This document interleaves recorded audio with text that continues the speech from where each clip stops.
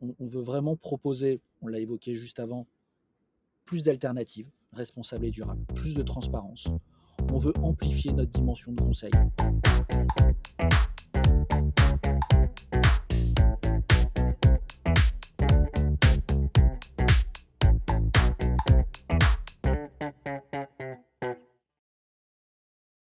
Bonjour et bienvenue à Conversation CX, l'émission où on parle d'expérience digitale et conversationnelle avec les leaders de l'expérience client. Je suis Hélène, Head of Communications d'iAdvise et aujourd'hui, j'ai le plaisir d'être accompagnée de Mathieu Pieri, le VP Commerce et International Growth de ManoMano, qui est la plateforme européenne leader de bricolage et de jardinage. Alors, dans cette deuxième partie d'interview, Mathieu, nous allons explorer les thèmes du commerce conversationnel et de la consommation durable, qui sont deux enjeux forts pour ManoMano.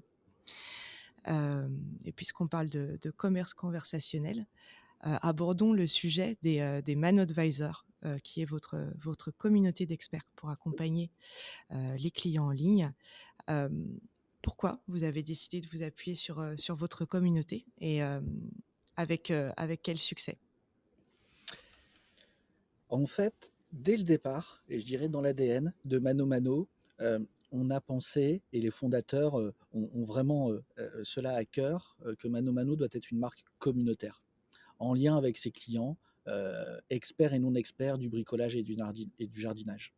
Et en ce sens, la communauté humaine des Mano Advisors, d'experts qui connaissent les produits, les problématiques concrètes que peut rencontrer un bricoleur ou un jardinier plus ou moins expérimenté, permet de proposer des conseils vraiment personnalisés et en temps réel pour aider ses clients.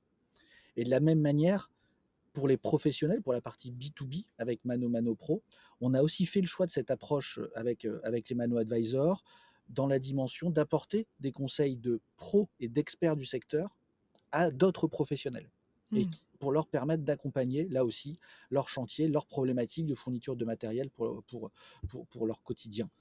Et je pense que ça, c'est très important parce qu'on a des experts, des Mano Advisors qui parlent à des bricoleurs, à des jardiniers, novices ou expérimentés. Et on a des experts plus plus qui vont parler le même vocabulaire, le même dialogue à des clients du B2B.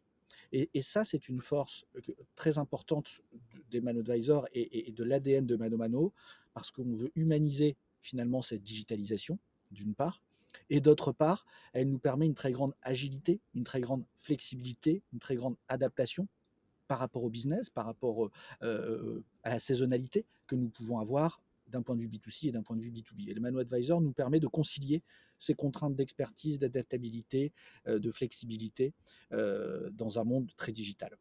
D'accord, et concrètement, ils se connectent sur iAdvise, la journée, le soir, Oui, voilà, donc évidemment, les chantiers sont plutôt dans la journée, donc la Mmh. grande concentration se fait dans la journée, mais on a également constaté qu'on a des pics de commandes très tôt le matin, en Mmh. fait, avant que les entrepreneurs partent sur leur chantier et je dirais après 21 heures, quand là aussi les entrepreneurs préparent les chantiers suivants ou les journées qui suivent pour faire des commandes complémentaires ou préparer le chantier de manière plus large. Donc on a dans la journée, je dirais, comme le tout à chacun, et on a des pics aussi en, en pré-journée et en post-journée pour la préparation des chantiers à venir. Quel est l'impact de ces, ManoAdvisors sur les ventes? L'impact est très concret. Mmh. C'est difficile de vous partager un chiffre pour des raisons de confidentialité, mais l'impact est très concret sur plusieurs choses. La première chose, c'est l'élément de réassurance. Donc Mmh. la personne est rassurée parce qu'elle sait qu'elle est prise en main et donc ce qu'elle va possiblement acheter, c'est bien ce dont elle a besoin parce que Mmh. l'expert et le professionnel lui donnent la bonne information. Ensuite, cela a un impact sur le panier d'achat, parce qu'au lieu d'acheter simplement un produit pour lequel est venu le particulier ou l'artisan, il comprend qu'il peut avoir besoin d'autre chose, d'une part, et d'autre part, que nous sommes en mesure de lui proposer ces produits. Et ça, le Mano Advisor, évidemment, joue une partie très importante dans cette dimension-là. Et enfin, le troisième élément, c'est d'avoir une capacité à expliquer et à accompagner le client dans son choix dans la gamme des produits. Vous avez aujourd'hui beaucoup de produits et beaucoup de gammes dans ces catégories de produits. Des premiers prix, des milieux de gamme et des hauts de gamme. Il est important de pouvoir expliquer aux clients, particuliers ou professionnels, qu'est-ce qui explique ces différences dans ces gammes, en termes de fonctionnalité, en termes de composition, en termes de durabilité du produit. Et ça, le Mano Advisor est capable d'expliquer Mmh. pourquoi un marteau en plastique ou un marteau en bois ne va pas avoir la même durabilité et la même efficacité. Et pour Mmh. quelqu'un qui n'est pas bricoleur, il comprend et du coup, il appréhende mieux la notion de prix, qui est toujours relative, mais par rapport à l'usage qu'on va avoir de son produit.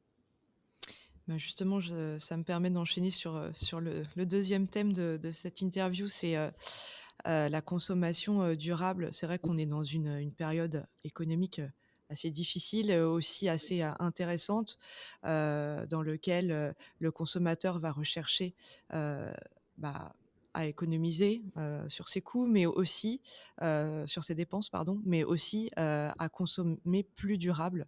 Oui. Parce qu'il y a cet enjeu, écologique fort. Est-ce que c'est une tendance que vous observez, vous, au niveau des ventes? Et est-ce que ça quelles conséquences ça a sur vous? Il y a 2 choses effectivement, elle est dans ce que tu indiques. Il y a des éléments de recherche de gain de pouvoir d'achat Mmh. et puis il y a la dimension de consommer plus responsable et plus durablement. Ça ne s'oppose pas nécessairement, mais ce n'est pas toujours, facile de pouvoir concilier les 2. Sur le premier élément lié, au pouvoir d'achat, c'est la force d'une marketplace, de proposer des gammes extrêmement larges avec, pour Mano Mano 4 000 revendeurs et donc d'avoir une un positionnement prix, qui permet d'être très compétitif parce que les revendeurs, sont en compétition entre eux de manière très, positive, pour amener la meilleure valeur aux clients. Donc ça, c'est l'intérêt qu'il y a et de dire qu'aujourd'hui, les clients recherchent plus de gains de pouvoir d'achat, oui, certes, c'est une évidence. En réalité, nous, ce qu'on voit, c'est qu'ils recherchent aussi et surtout du conseil pour acheter le produit dont ils ont vraiment besoin et pas du superflu en termes de Mmh. fonctionnalité et de compétences. Donc ça, c'est un premier élément. Le deuxième élément sur la dimension de responsabilité et de durabilité, conjoncturellement parlant ou structurellement parlant, comme on souhaite, c'est le sujet du moment.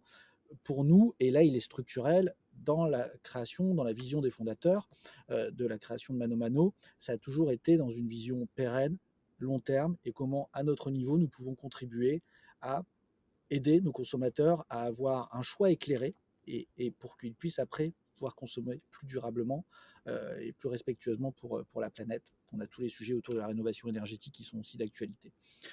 Ça, ce sont des sujets effectivement qui sont de plus en plus prégnants et de plus en plus demandés par nos clients. Ce sont aussi des sujets qui sont extrêmement compliqués. Quand on parle des sujets de rénovation énergétique, c'est un sujet qui est complexe, on ne sait pas par où commencer. On entend tout, et je ne vais pas dire n'importe quoi, mais il y a beaucoup de choses, beaucoup d'éléments autour de ça. Donc là, encore une fois, on repart sur le sujet du conseil et de Mmh. l'accompagnement dans ces projets parce qu'on est sur un sujet qui est complexe, parce qu'il y a des aides gouvernementales qui permettent d'avoir des réductions d'impôts, quels sont les produits éligibles, quelles sont les démarches qu'il faut effectuer. Donc on a besoin d'accompagner ça. Et chez Mano Mano, nous, on a aussi mis en place beaucoup de rédactionnels qui permettent dans la préparation de ces projets et de ces actes d'achat, de donner ces réponses aux clients de manière le plus simple possible, concentrée sur la même plateforme, de proposer les produits qui peuvent être éligibles à ces aides et de donner donc ces informations plutôt le plus clé en main possible pour le client. Ça, c'est la Mmh. première chose. Ensuite, on reste néanmoins dans un secteur qui est beaucoup moins structuré que d'autres secteurs. Si on prend Mmh. le textile ou l'alimentaire, ce sont des secteurs qui sont beaucoup plus matures sur ces sujets-là que ne l'est le sujet du do-it-yourself et du jardinage. Euh, donc, on est encore au début de l'histoire.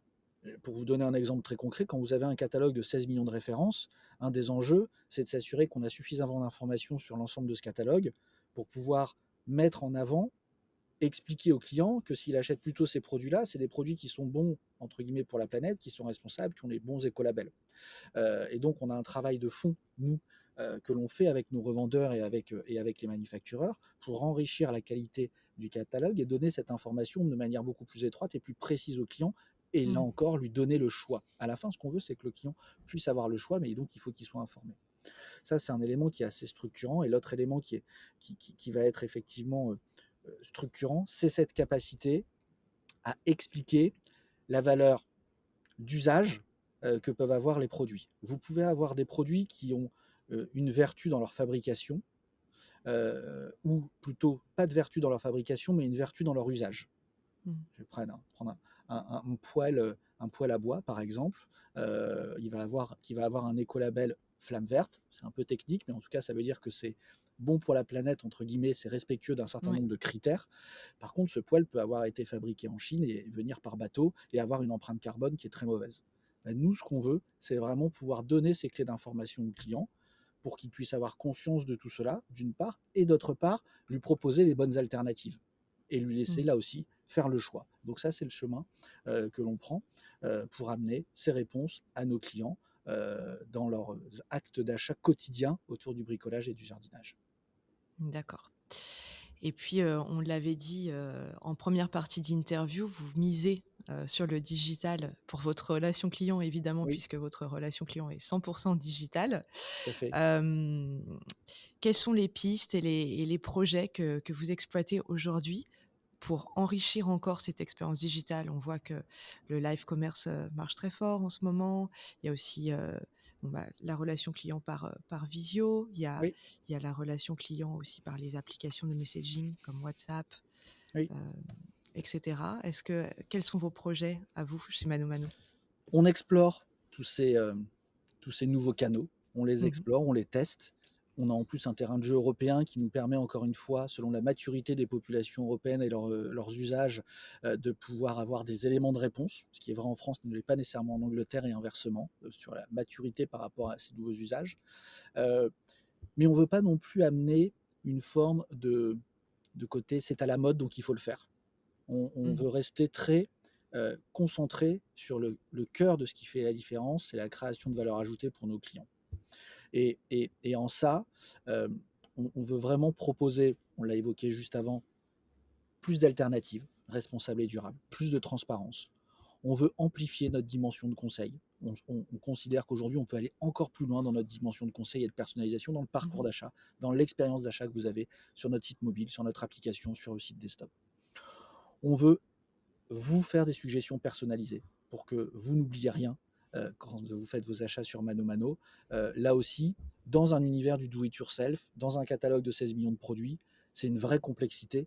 On parle de data Mmh. science, en fait, hein. Oui. On est vraiment sur des sujets de recherche, entre guillemets, où vraiment l'algorithme nous aide à pousser les bons produits, les bonnes solutions aux clients. Et donc, on est vraiment sur ces. On investit énormément en cerveau sur ces sujets-là pour aider finalement nos clients à lui apporter euh, ce dont il a besoin dans le cadre de son projet et même des choses dont il n'avait pas conscience parce qu'il n'est pas un expert du bricolage ou du jardinage.